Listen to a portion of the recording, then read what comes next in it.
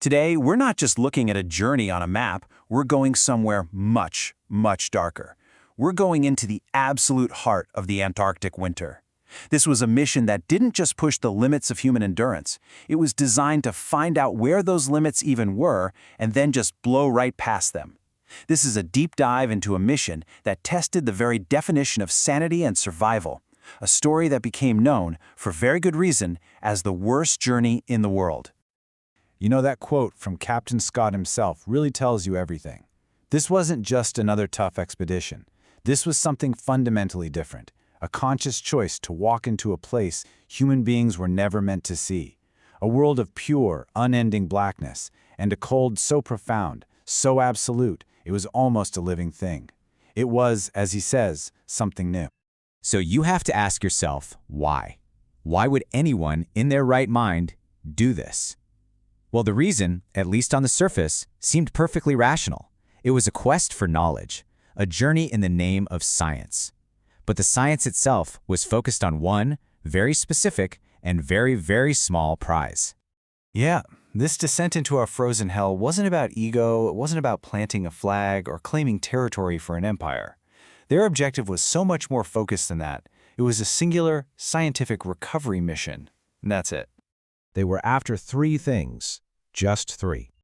That's it. All the pain, all the risk, all the suffering we're about to get into was for 3 emperor penguin eggs. But these weren't just any old eggs. No. These were believed to hold a crucial key to one of the biggest scientific questions of the entire era. Okay, so here's the big idea that drove them. It was called recapitulation theory, and the thinking was that as an animal's embryo develops, it actually replays its entire evolutionary history. And since the emperor penguin was thought to be the most primitive, the most ancient bird on Earth, well, the logic was simple. If you could get an embryo in its absolute earliest stage, you might actually witness the missing link. You could see reptilian features, scales, maybe a different bone structure, proving the connection between birds and dinosaurs. I mean, this was the holy grail of evolutionary biology, a chance to turn Darwin's theory into something you could see with your own eyes. And for that kind of prize, no risk, it seems, was too great.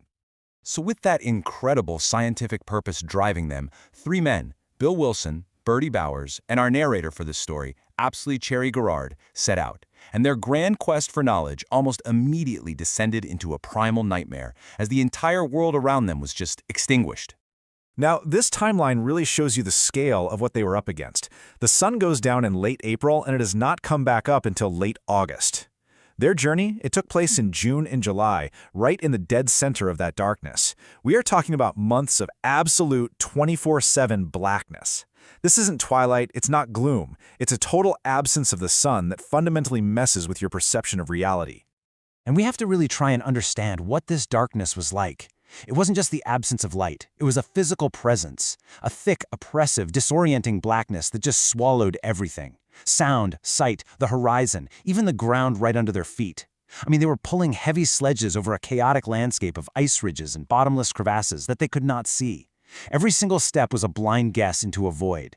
It was a darkness so complete it literally erased the concept of time itself. Then you have the wind, and it never ever stopped. It was this constant sonic assault, a high-pitched, relentless shriek that just drilled into their skulls, making conversation impossible and sleep a distant memory. This wind was their constant companion, whipping snow into a permanent, horizontal blizzard that scoured any warmth from their bodies and cut visibility down from a few feet to absolute zero. It was the sound of the world screaming at them. And finally, the cold. I don't think we can truly wrap our heads around this kind of cold. We're talking temperatures of 70 degrees below 0 Fahrenheit. This isn't a passive cold you can just bundle up against. No, it's an active, malevolent force. It freezes your sweat the instant it forms, turning your clothes into solid armor. It makes touching metal an act of self-mutilation, literally tearing skin from flesh. It is a cold that feels like it's trying to break you apart, atom by atom. So you take these 3 elements, the darkness, the wind, and the cold, and you combine them. What you get is a reality that can only be described as a frozen hell. And this is where these men were pushed to what they called bedrock, the absolute, final, lowest point of human endurance. Now, this quote comes from Bill Wilson, the leader of this little journey. The source material describes him as basically the finest character anyone had ever met, a man of incredible fortitude, scientific discipline, and a total aversion to drama. He was not a guy who exaggerated. So when he says, with this incredible understatement, "I think we reached bedrock last night," you have to understand he is describing a state of suffering that's beyond words. It's a calm, factual assessment from the very edge of the abyss. So what did bedrock actually mean? It meant their daily reality was a living nightmare. Their sleeping bags weren't just damp, they froze into solid blocks of ice that took over an hour of agonizing shivering just to thaw out with their own body heat. The cold was so intense it caused their teeth to crack and split right in their jaws. They were in a constant state of starvation, burning thousands of calories while pulling sledges that weighed 250 pounds per man over terrain that couldn't even see. Every single moment was a battle against the physical disintegration of their own bodies. And what's maybe the most unsettling part? They did it all in almost total silence. There was no screaming, no shouting. Cherry Garrard writes that the only sound of suffering was the occasional, involuntary groan. Now, in their stoic British culture, a groan was a sign of weakness. It was a signal that a man had been pushed so far past his breaking point that his body was just betraying him. The silence of their suffering is, in a way, the most terrifying detail of all. So how on earth do you fight back against that? Not with physical strength. That was gone. They fought back with what was left of their humanity. They clung to the smallest rituals of civilization. They told absurd jokes about fancy hats. They sang songs they remembered from the gramophone back in the relative warmth of the hut. They offered each other sympathy for their frostbitten limbs. And maybe most importantly, they never, ever forgot their manners.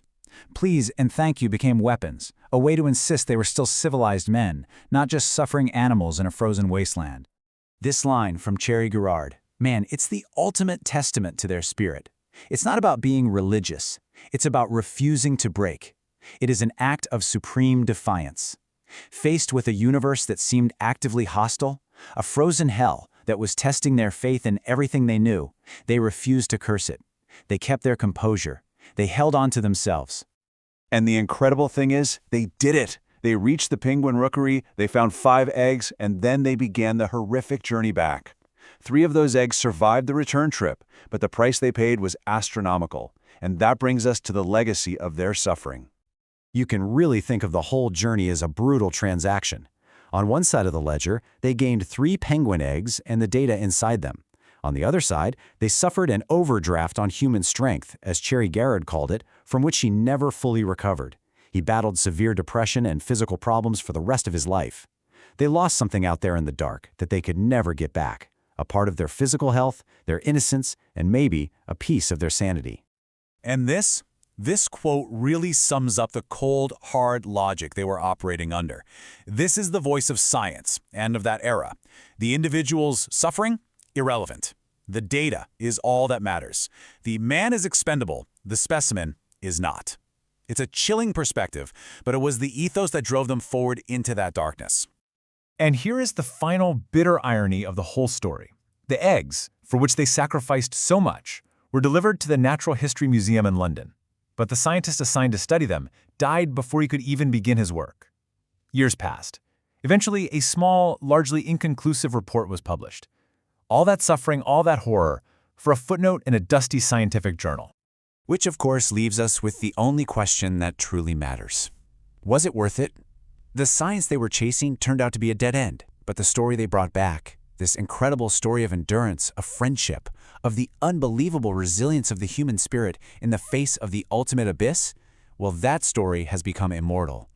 And maybe, just maybe, in the end, that was the most valuable discovery of all.